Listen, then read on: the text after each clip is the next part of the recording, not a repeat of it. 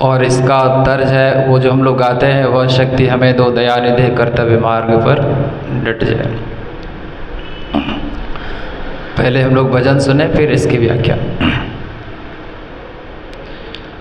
यदि नाथ का नाम दयानिधि है तो दया भी करेंगे कभी न कभी। यदि नाथ का नाम दयानिधि है तो दया भी करेंगे कभी न कभी। दुख हारी हरि दुखिया जन की दुख दूर करेंगे कभी न कभी। दुख हारे हरि दुखिया जन के दुख दूर करेंगे कभी न कभी। यदि नाथ का नाम दयानिधि है तो दया भी करेंगे कभी न कभी। जहाँ गीत निषाद का आदर है, जहाँ व्याध अजामिल का घर है, जहाँ व्याध अजामिल का घर है, बस वेश बना के उसी घर में हम जा ठहरेंगे कभी न कभी। यदि नाथ का नाम दयानिधि है तो दया भी करेंगे कभी न कभी। उस रूप की शोभा सुहावनी है, उस रूप की शोभा सुहावनी है, उस श्यामल रंग में मोहिनी है। उस रूप सुधा से स्नेहियों के दृग प्याल भरेंगे कभी न कभी। यदि नाथ का नाम दयानिधि है तो दया भी करेंगे कभी न कभी। करुणानिधि नाम सुनाया जिन्हें, करुणामृत पान कराया जिन्हें, करुणामृत पान कराया जिन्हें। सरकार अदालत में वे सभी गुजरेंगे गवाही कभी न कभी। यदि नाथ का नाम दयानिधि है तो दया भी करेंगे कभी न कभी। हम द्वार पे आपके आके खड़े, मोदत से इसी जिद पर हैं अड़े, मोदत से इसी जिद पर हैं अड़े। भव सिंधु तरे जो बड़े से बड़े, भव सिंधु तरे जो बड़े से बड़े, तो ये बिंदु तरेंगे कभी ना कभी। यदि नाथ का नाम दयानिधि है तो दया भी करेंगे कभी न कभी। दुख हारी हरि दुखिया जन के दुख दूर करेंगे कभी न कभी।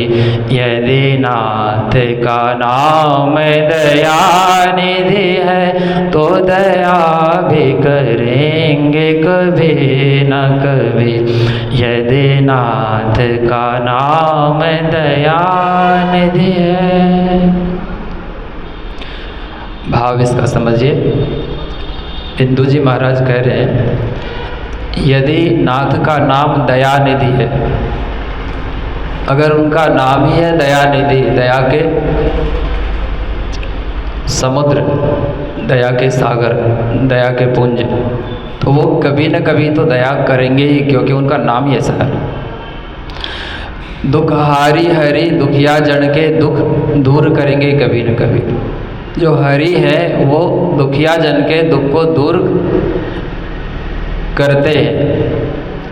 हरि का मतलब ही होता है दुखों को हरने वाला, तो इस लिहाज से भी वो दुखिया जन के दुख आज न कल दूर जरूर करेंगे। आगे है, जहाँ गिद्ध निषाद का आदर है, यानी जहाँ गिद्ध का भी आदर है। हम सब लोग जानते हैं कि जब पता चला प्रभु श्री राम को कि उनके पिताश्री दशरथ जी नहीं रहे, तो उनके आँखों में आंसू नहीं थे, लेकिन उन्होंने जब जटायु को देखा आहत, तो उनको गोदी में लेकर उनकी आंखों से अश्रुपात होने लगे।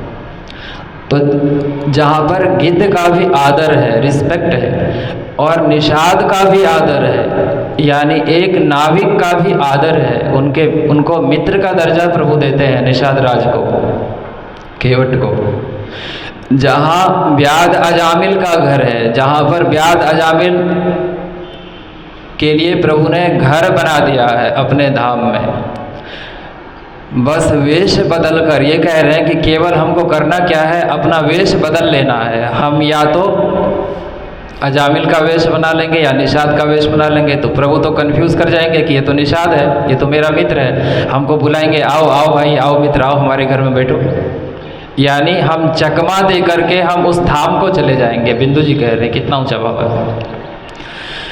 आगे है, करुणानिधि नाम सुनाया जिन्हें करुणामृत पान कराया जिन्हें, यानी जिसको भी हमने करुणानिधि का नाम सुनाया, राम का, कृष्ण का, शिव आदि का नाम सुनाया, और जिनके कानों को हमने उन मधुर नामों से तृप्त किया, यानी जिन नामों के अमृत तत्व से जिनके भी कर्ण को हमने तृप्त किया, तुष्ट किया, वे सब सरकार अदालत में वे सभी गुजरेंगे गवाही कभी न कभी। यानी जब हम अदालत में खड़े होंगे सरकार के,